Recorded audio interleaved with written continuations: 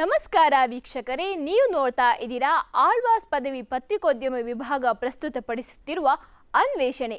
ಇದು ಹೊಸತನದ ಹುಡುಕಾಟ. ಬಾಗಿಲುಗಳೇ ಇರದ ಊರು, ಇಲ್ಲಿ ಶನಿದೇವರದ್ದೇ ಕಾರುಬಾರು.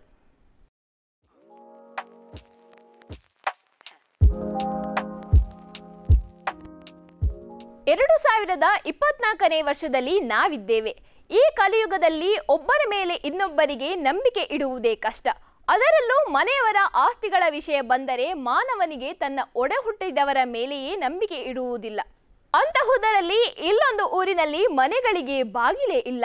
ಹೋಟೆಲ್ಗಳಲ್ಲಿ ಕೊಠಡಿಗೆ ಬಾಗಿಲಿದ್ದರೂ ಚಿಲಕಗಳಿಲ್ಲ.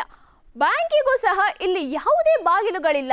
ಈ ನವಯುಗದಲ್ಲೂ ಇಂತಹ ಒಂದು ಊರು ಇದೆ ಅಂದ್ರೆ ನಂಬೋಕೆ ಸಾಧ್ಯನಾ?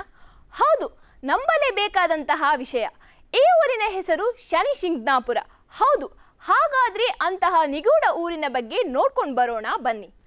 ಈ ಊರಿನ ಮನೆಗಳಿಗೆ ಬಾಗಿಲುಗಳೇ ಇಲ್ಲ. ಹಾಗೆಯೇ ಈ ಊರಿನಲ್ಲಿ ಕಳ್ಳರ ಭಯವೂ ಇಲ್ಲ. ಅದೆಂತಹ ಕ್ರಿಮಿನಲ್ ಕಳ್ಳನೇ ಆಗಿರಲಿ, ಈ ಊರಿಗೆ ಇನ್ನೂ ಕಾಲಿಡಲೇ ಇಲ್ಲ. ಈ ಊರನ್ನು ಸಿಂಗನಾಪುರ ಎಂದು ಕರೆಯುತ್ತಾರೆ. ಈ ಊರು ಅದೆಷ್ಟೋ ವರ್ಷಗಳಿಂದ ಕೌತುಕದ ಆಗರವಾಗಿದೆ. ಇಲ್ಲಿನ ಸ್ಥಳ ಪುರಾಣವನ್ನು ತಿಳಿಯಬೇಕಾದರೆ ಸುಮಾರು 5000 ವರ್ಷಗಳಷ್ಟು ಹಿಂದಕ್ಕೆ ಹೋಗಬೇಕು. 5000 ವರ್ಷಗಳಷ್ಟು ಹಿಂದೆ ಈ ಊರಿನಲ್ಲಿ ಭಾರಿ ಪ್ರವಾಹ ಎದುರಾಗಿತ್ತು. ಈ ಪ್ರವಾಹದಲ್ಲಿ ಅದೆಲ್ಲಿಂದಲೋ ಒಂದು ಬೃಹದಾಕಾರದ ಕಲ್ಲೊಂದು ತೇಲಿ ಬಂದಿತ್ತು. ಅಲ್ಲಿಯೇ ಜಾನುವಾರುಗಳನ್ನು ಮೇಯಿಸುತ್ತಿದ್ದ ಹುಡುಗರಿಗೆ ಈ ಕಲ್ಲು ಕಂಡಿತಂತೆ. ಈ ಕಲ್ಲಿನಲ್ಲಿ ಆ ವೇಳೆ ರಕ್ತ ಸುರಿಯುತ್ತಿತ್ತು. ಇದನ್ನು ಕಂಡ ಹುಡುಗರು ಊರಿನವರಿಗೆಲ್ಲ ವಿಷಯ ತಿಳಿಸಿದರು. ಈ ಆಶ್ಚರ್ಯಕರ ವಿಷಯವನ್ನು ನೋಡಲೆಂದೇ ಊರಿನವರೆಲ್ಲರೂ ಅಲ್ಲಿಗೆ ಧಾವಿಸಿದರು. ಆ ಕ್ಷಣದಲ್ಲಿ ಅಲ್ಲೇನೂ ಇರಲಿಲ್ಲ. ನಂತರ ಈ ಊರಿನ ಒಬ್ಬ ಭಕ್ತನ ಕನಸಿನಲ್ಲಿ ಬಂದ ಶನಿದೇವರು, ನಾನು ಈ ಊರಿಗೆ ಕಲ್ಲಿನ ರೂಪದಲ್ಲಿ ಬಂದಿದ್ದೇನೆ, ಆ ಕಲ್ಲನ್ನು ಕೊಂಡು ಹೋಗಿ ಪ್ರಾಣ ಪ್ರತಿಷ್ಠಾಪನೆ ಮಾಡುವಂತೆ ಸೂಚನೆ ನೀಡಿದ್ದರಂತೆ. ನಂತರ ಈ ಕಲ್ಲನ್ನು ಪ್ರತಿಷ್ಠಾಪಿಸಿದ ಊರಿನವರೆಲ್ಲರೂ ಭಕ್ತಿಯಿಂದ ಶನಿದೇವರನ್ನು ಪೂಜಿಸಲು ಪ್ರಾರಂಭಿಸಿದರು. ಅಲ್ಲಿಂದ ಈ ಊರಿಗೆ ಶನಿಶಿಂಗ್ನಾಪುರ ಎಂಬ ಹೆಸರು ಬಂದಿತ್ತು. ಇಲ್ಲಿರುವ ಶನಿದೇವರ ಕಲ್ಲಿಗೆ ಯಾವುದೇ ಗರ್ಭಗುಡಿಯೂ ಇಲ್ಲ, ಪ್ರಾಂಗಣವೂ ಇಲ್ಲ. ಹಾಗಂತ ಇಲ್ಲಿ ದೇವಾಲಯ ನಿರ್ಮಾಣದ ಕೆಲಸ ಶುರುವಾಗಿಲ್ಲ ಎಂದಲ್ಲ. ಯಾವಾಗ ದೇವಾಲಯದ ಕೆಲಸ ಶುರುವಾದರೂ ಅಲ್ಲಿ ಅಡ್ಡಿ ಆತಂಕಗಳು ಎದುರಾಗುತ್ತಿದ್ದವಂತೆ. ಕಟ್ಟಿದ ದೇವಾಲಯ ಬೆಳಗಾಗುವುದರೊಳಗೆ ಕುಸಿದು ಬೀಳುತ್ತಿತ್ತಂತೆ.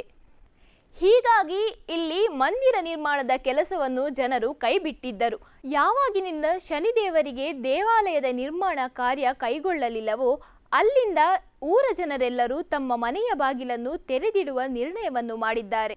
ಈ ಪದ್ಧತಿ ಈಗಲೂ ಮುಂದುವರಿತಾ ಇದೆ ಮತ್ತು ಪರದೆಯ ಸಹಾಯದಿಂದಲೇ ಮನೆಯನ್ನು ಮುಚ್ಚಲಾಗುತ್ತಿದೆ.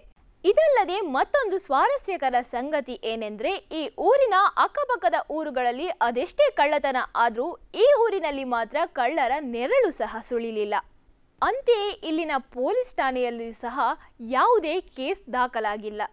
ಅದೇನೇ ಆಗಿರಲಿ, ದೇವರ ಕಾರ್ಣಿಕವೋ ಅಥವಾ ಊರಿನವರ ನಂಬಿಕೆಯೋ, ಈ ಊರಿನಲ್ಲಿ ಶನಿದೇವರ ಪ್ರವೇಶದ ನಂತರ ಈ ಊರಿನಲ್ಲಿ ಕಳ್ಳತನವಾದ ಘಟನೆಯೇ ಸಂಭವಿಸಿಲ್ಲ. ಇದಾಗಿತ್ತು ಶನಿಶಿಂಗ್ನಾಪುರದ ಸ್ಥಳ ಪುರಾಣದ ಬಗ್ಗೆ ತಿಳಿಸುವ ವಿಶೇಷ ಸಂಚಿಕೆ. ಇನ್ನಷ್ಟು ವಿಭಿನ್ನ ವಿಶೇಷ ಸಂಚಿಕೆಗಳಿಗಾಗಿ ನೋಡ್ತಾ ಇರಿ ಆಳ್ವಾಸ್ ಪದವಿ ಪತ್ರಿಕೋದ್ಯಮ ವಿಭಾಗ ಪ್ರಸ್ತುತಪಡಿಸುತ್ತಿರುವ ಅನ್ವೇಷಣೆ.